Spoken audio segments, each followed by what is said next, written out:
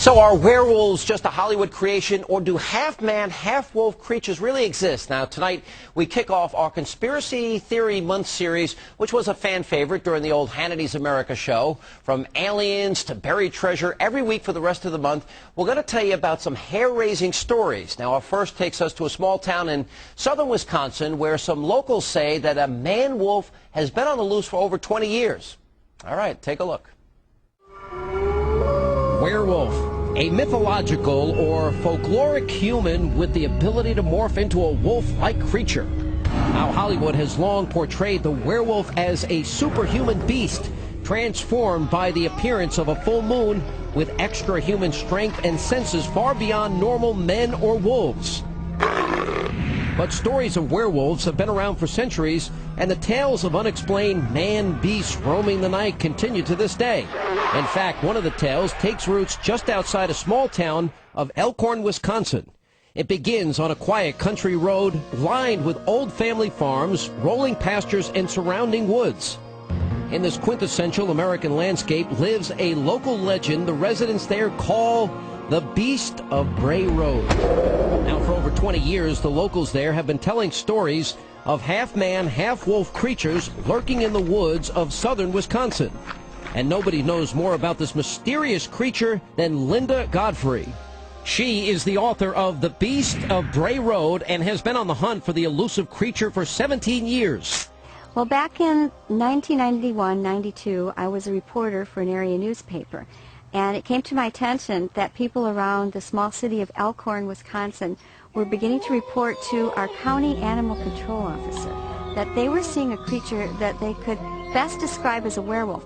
When I went around to talk to these people, they seemed like good, ordinary, honest citizens. They ranged from junior high students to farmers to elderly people, and it's remained that way to this day. In her 17 years of hunting down the mysterious beast, Linda has collected over 400 accounts of sightings throughout Wisconsin. The reports of its appearance are remarkably consistent. Everybody estimates a height between 5 to 7 feet tall, covered with very shaggy fur, a long, sharp muzzle with fangs and very prominent teeth, and often doing things that an ordinary creature wouldn't do. It uses its paws to hold chunks of raw meat. They've described maggoty roadkill. And most startlingly, it uses its hind legs to walk around or run. Steve Kruger is one of the few people to have a close encounter with the Beast of Bray Road. It was November of 2006. It was approximately 1 o'clock in the morning. I was contracted by the DNR at the time to pick up the roadkill deer alongside the road. It was on Holy Hill Road. I pulled right on over, and I got out, lifted up the deer, threw it in the back of the truck. I went back into the cab. I had my beacon light on. There were no other cars in sight. I sat down and started to do the paperwork, and I felt the truck shake. At first I thought it was the wind until it shook a second time, and it was a little bit more vigorous. When I looked in the rearview mirror, what I saw was a larger black hairy creature. Looked like it was actually reaching into the back end of the truck.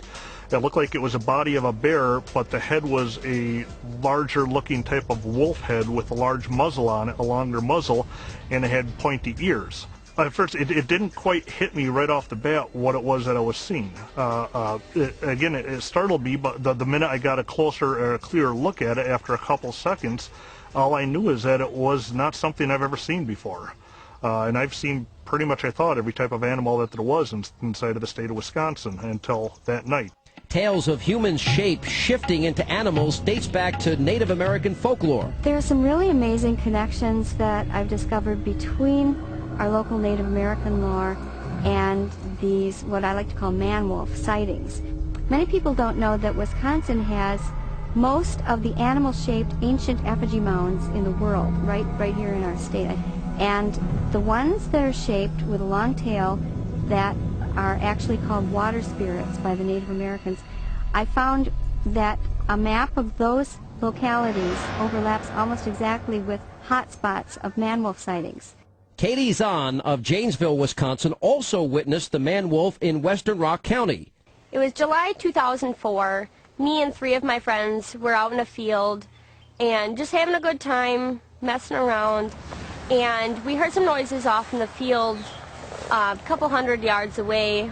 didn't think too much of it. A little while later, we kept hearing the noises, and they became louder, and trees breaking and things like that.